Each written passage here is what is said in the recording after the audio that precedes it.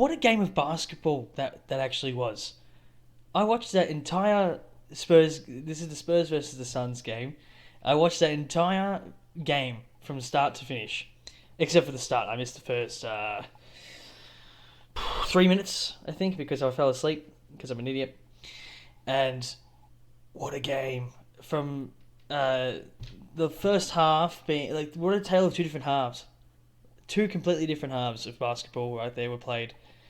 First of all, this this photo right here, this photo, this is gonna be one we're gonna come back to in a few years' time and look back at one of the defining young moments, matchups for Mr. Wembanyama over here. Completely insane. The first half was really tough to watch as a Spurs fan, coming off of that Clippers loss. Just losing by 40 to the Clippers, and there's a difference between bad basketball, losing basketball, and tanking basketball, right? And that was just bad basketball. And turnovers left, right, and center. And we just couldn't hit shots, couldn't get anything going. I know there's a bunch of controversy about the Sohan point experiment. I don't mind it because I think the lineup with Sohan in there allows some more versatility, and we're still training him. You know what I mean? Like he's still just learning how to be a point guard and how to handle the ball in the situations. So I don't think it's way too soon to give up on it. In my personal opinion, Spurs struggled. The Spurs struggled, and the Suns were on from 3-point range. The Spurs went in and out of zone and man to man, and it didn't matter what the Spurs did. Yuta Watanabe hitting threes. Eric Gordon went 5 for 6 at one point. I'm pretty sure he was. KD's still the threat that he is on the score on the perimeter.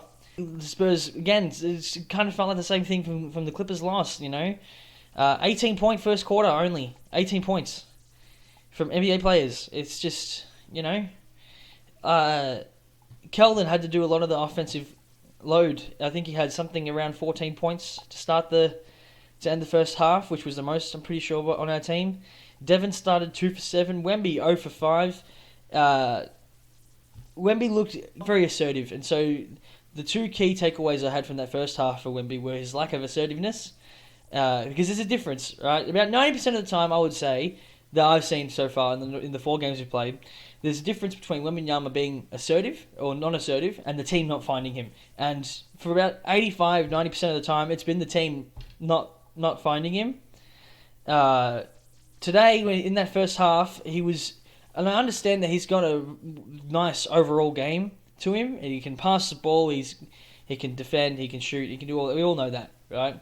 But he's letting Eric Gordon push him off the block. And now if Wembanyama wants the block, he can have it as long as he matches whatever physicality he's going to get, right? Players are going to be physical to him. They see his frame, right? He's got to prove to them, hey, I'm 7'5", I can get underneath the ring, okay? You can't let Eric Gordon or this skinny Kevin Durant push you out.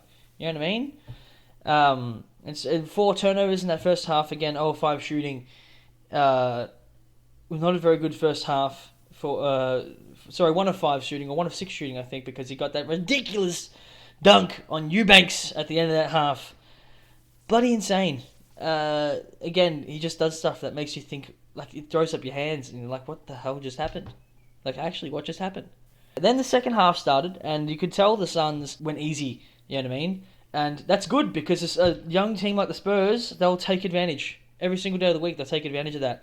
And they did not give up, and they kept pounding the rock. As Pop always says, we kept pounding the stone, we kept pounding the rock in that entire game. Trey Jones, again, whenever he comes into the game, he provides a sense of assertiveness, he provides a sense of consistency. He's a really good floor general on the floor, and I think he's super, super underrated by NBA and Spurs fans. Everyone underrates him, in my opinion.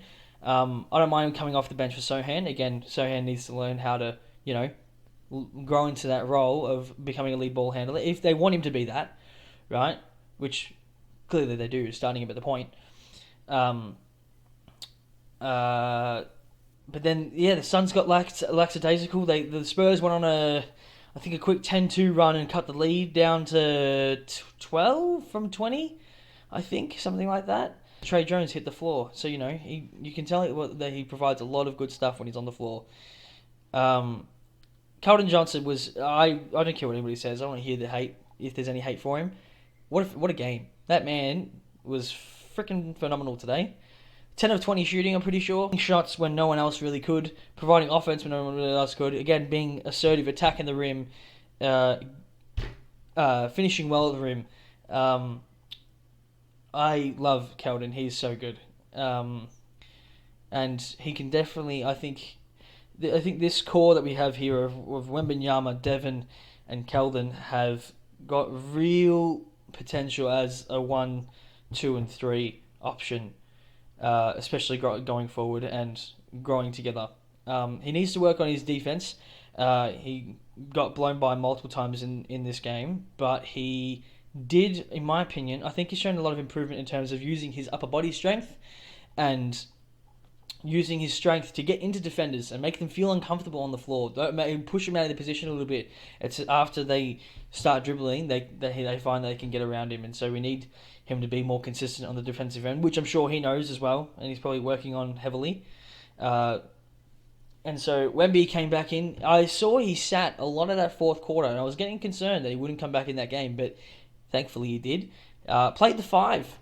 I'm an advocate for Wemby at the 5. Tallest player one of the tallest players in the NBA at the moment. Sitting underneath the rim to block shots, right? You saw that Devin Vassell. I need to talk about Devin Vassell. I just realized I haven't talked about Devin Vassell yet. Vassell is going to be a absolute star. He is a stud offensively. We saw him in his first two seasons, hitting catch and shoot 3-pointers and attacking the paint occasionally, right? And since then, in his 3rd season and now his 4th season, he's growing his offensive game. He's showing that he can lead the team in scoring. He's making the back 3-pointers, attacking the rim with ferocity, power, strength, yet finishing with touch when he gets fouled. He's proving a lot, and he's showing that he can be a really good scorer for this team. If you haven't noticed or paid attention yet, you need to start paying attention to Devin Vassell, because Devin Vassell is going to be a major player in this NBA. He's super underrated. Deserves a lot of credit for today. Again, struggled the first half to hit shots. Then that 3rd quarter hit, that 4th quarter hit, he turned it on, and we really needed that. And we hit him right when we needed to. You know what I mean? We were down about 20, I'm pretty sure, in that game at one point. And the Spurs, when they needed to really pick up the pace and take it to the Suns, they took it to the Suns. And how about Keldon Johnson in that final, the Wembanyama putback after the Devin Vassell 3-point attempt, which I don't mind at all as well, right? Wemby right in the ring, Kevin Durant doesn't box him out. They inbound the ball, and Suns fans clamoring for a foul. I didn't see a foul. I don't know about you. I didn't see a foul. Keldon rips the ball from him, completely clean, takes it to the rim, lays it up. The Phoenix Suns led this game for 47 minutes and 58 seconds. 58.7 seconds they led this game for. Spurs led this game for a total of 1.3 seconds, the final 1.3 seconds of the game, and we won the game. Phenomenal second half. You love to see the effort. I know Pop is proud of this team, of this unit afterwards, right? Branham has struggled. Branham's starting to concern me a little bit. It's 4 games in, right? It's 4 games in, but he's struggled so far to start this season. Not really shooting well from 3. Hasn't been hitting his mid ranges as well. But I'm sure it's a matter of just timing and stuff like that. Getting used to the new flow of the team and all that. Osman's proven to be a really good pickup. There was one play where he had that fast break, he got the steal on Kevin Durant, and then had the fast break layup, and Keldon was trailing right to his right, and he's not looking at him whatsoever. So again, first half stuff. The team needed to work on that defense, needed to work on the fast break pacing and how to run a fast break. There were multiple times we had fast break opportunities, got the steals, and the running in packs instead of spacing the floor. Got to space the floor. And keep your eyes up. You dribble with your eyes up. Basic stuff. But again, I can't really be upset because they won. They pulled it off.